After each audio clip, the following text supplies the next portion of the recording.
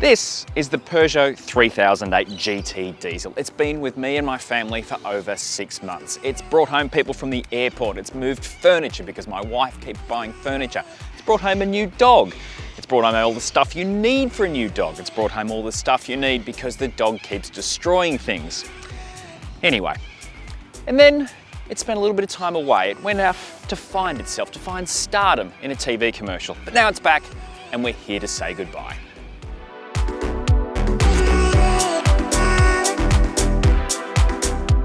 So, the 3000, oi, I forgot to tell them about the thing. If you want to know more about this car, make sure you read my full written report on carsguide.com.au. Watch this video, and before you go, click the subscribe button because you don't want to miss a thing. You done? Yes, I'm finished. Great.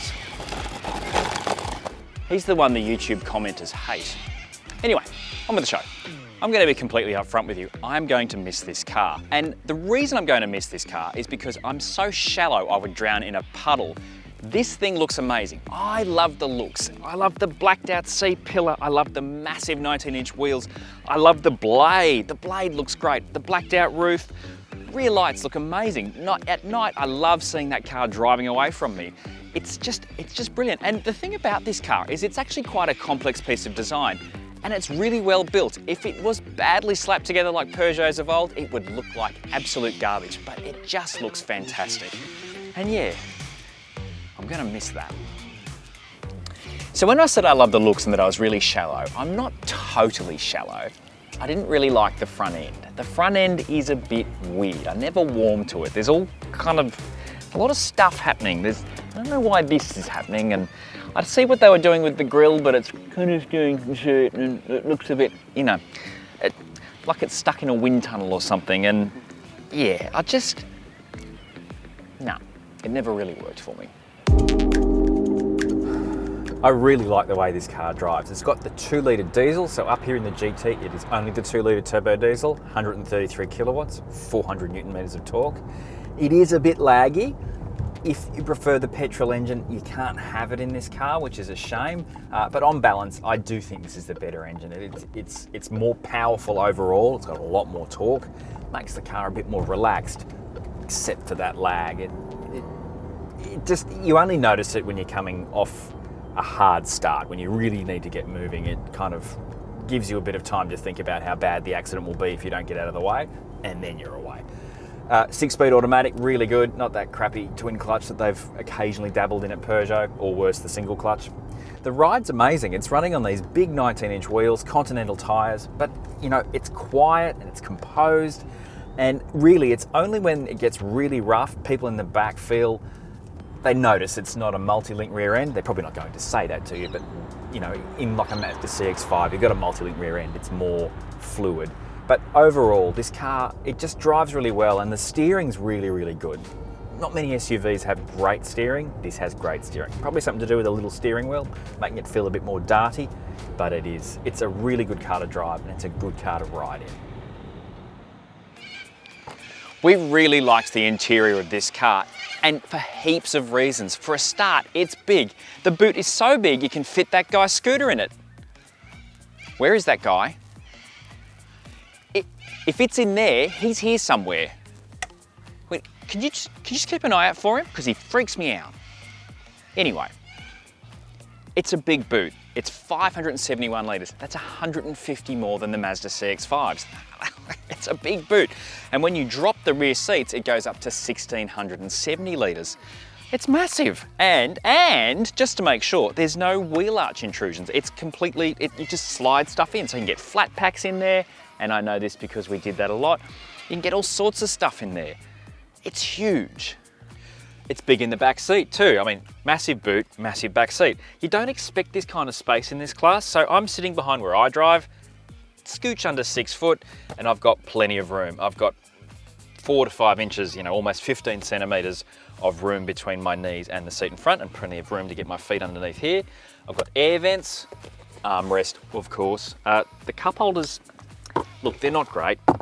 They only fit actual cups and they're a little bit shallow, a little bit cheap. It's probably one of the few things in the interior you go, what? They just picked it up out of something else. And the doors don't hold bottles. So that's another, just a small thing.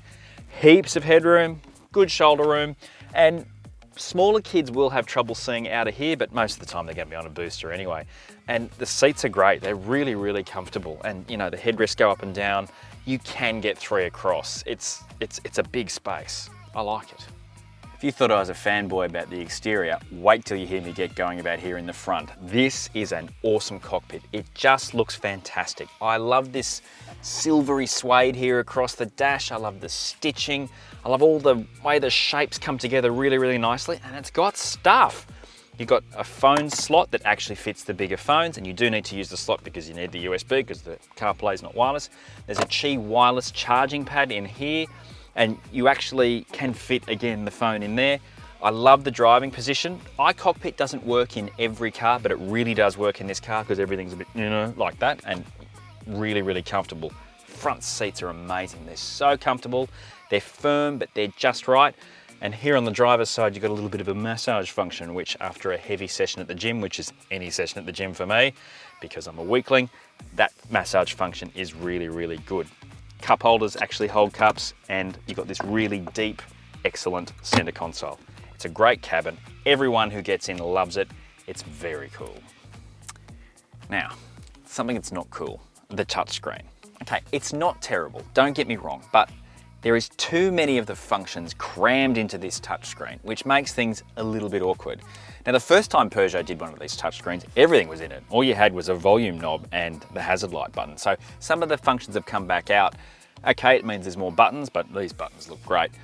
But it was just, it's something that we never really got our heads around properly. There was a couple of little tricks, like when you pressed it with 3 fingers, you'd get the proper menu and all of that. But the hardware isn't amazing, so when you're swiping around, it can be a bit slow. And when you're driving, you want things to happen a little bit more quickly. So while it's definitely not the worst touchscreen or media system in a car, that award goes to Lexus, yeah, it's just not great.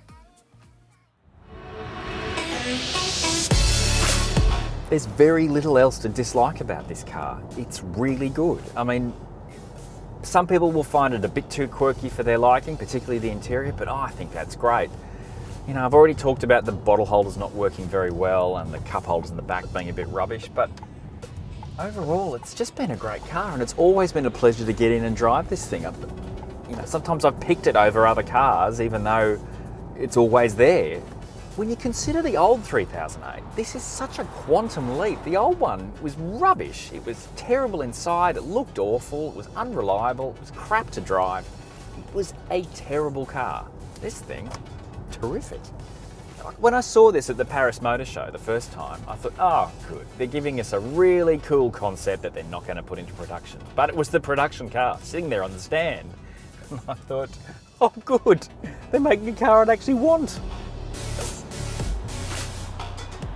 You see me anywhere? Like, do you think we can get through this without being interrupted? I hate that guy. Right, okay.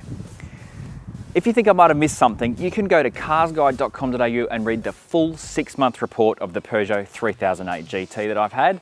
And before you go, make sure you click subscribe on YouTube so you don't miss another video from the CarsGuide team.